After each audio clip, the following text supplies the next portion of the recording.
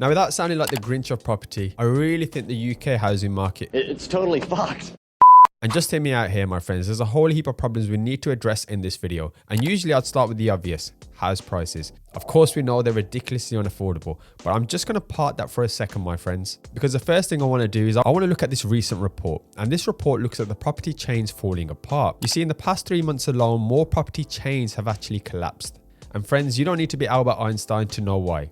With a combination of higher rates, the fear of recession looming upon us all, and just the simple fact that everybody is suddenly feeling so much poorer. In fact, it's not even a feeling anymore. It's a reality that we genuinely are just poorer right now, despite probably earning the same amount that we were 6-7 months ago. Due to the cost of everything increasing, times aren't looking too great. So it's no wonder why we're seeing things fall out of bed, especially when it comes to property transactions. Now, as an investor in property for around 11 years now, I've always gone by the rule of thumb that roughly 1 in 3 transactions will fall out of bed anyway. And this again could be down to hundreds of reasons. But now we are suddenly seeing buyers pulling out of transactions more frequently. And as a result of this, we are seeing many of those properties that were sold subject to contract listed on these portals being put back onto the market. Now, just to quickly sprinkle some good news on this matter, if properties come back on the market and you're an investor like myself, noticing that the sales have fallen through, from an investment perspective at least, this usually gives you a tingle of some level of excitement, because now the chances are the vendor may be more motivated to accept a lower offer the next time around. Not guaranteed, but it could work, because unless the rates return to what they used to be a few years back, then let's be honest, those potential buyers who pulled out the last minute are most likely going to be unable to afford the new mortgage rates that they're being offered. And just to add more salt to the wounds of the housing market, we're also seeing estate agents now recognize a dip in transactions as they're reporting fewer agreed sales. Now, before the smart ones in the comments mentioned this time of the year and the fact that 99% of the UK, let's be honest, are broke in January, I agree. That's definitely an aspect that we can't brush past. But I think people's priorities right now, at least I hope they are just to make sure they can keep on top of their necessities, such as their heating, the increased cost of living, and not further plunge themselves into more stress by paying double for those mortgage payments. So therefore, it obviously means that the housing market is potentially going to go through a stranger phase this year, and maybe even for the next few years that follow too. And you guys know my opinions on where I think the prices will go. But for now, let's just look at the data. We have seen recent slumps in actual prices in recent months. So let's quickly run through what the actual house prices are saying and the actual mood around them by other experts in the industry.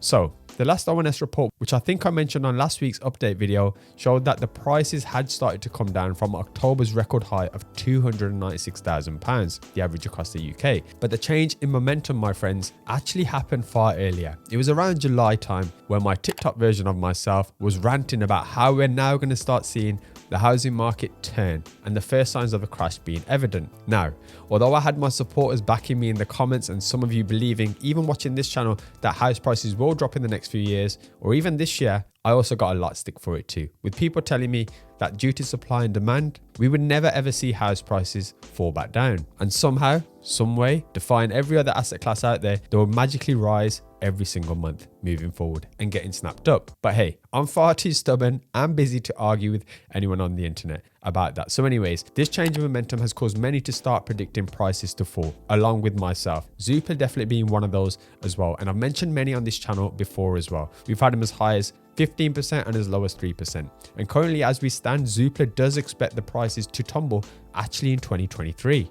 And they're not alone. Along with other polls done across the UK, we've also seen people predicting house prices to drop from at least 10% from their actual peaks. So again, this is something that we just need to be mindful of. You know, I've spoken about negative equity and the consequences of this. So check out those videos if you need more info on that.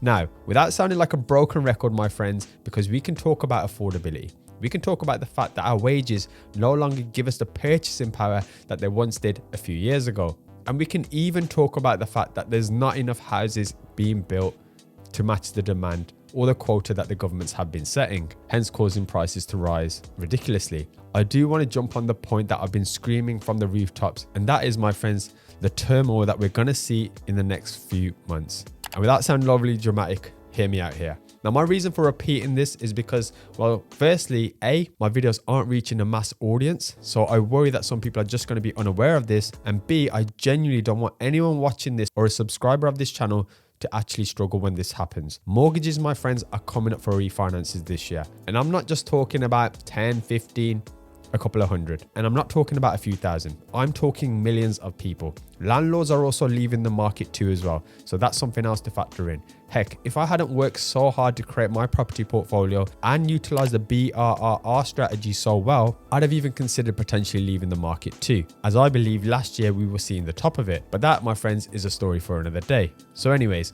I just feel, which pains me to say this, because there's actually no fun in saying, I told you so, especially not at my age anyway, that many people across the UK sadly stretched themselves buying houses in the past when they were getting furlough and as they were going up, that they're now going to struggle with when they refinance. They're going to experience some serious pain when they see the new cost of their mortgages. Because for many people, those 2-year fixes are now coming up for renewal. And if people can't afford to pay their mortgages, well, friends, we kind of know how that story ends up. So it really is a crazy time to be alive, my friends, especially when we're looking at the housing market and the crisis that I believe is upon us. And it's not like we haven't had the worst 3 or 4 years that we've all had to get through, which when you add it to the idea of owning a home seem a fantasy rather than reality, it really just does suck. Now, I was actually going to end the video there, but I can't have you guys spiraling into a shitty mood. And for that reason, what I do recommend is that you check the pinned comment below, my friends. I'm tagging some videos that I sincerely hope and know will help you moving forward in 2023 and beyond, if you're willing to check them out. Because one thing I do know, that although we're going through a recession and times are definitely difficult right now,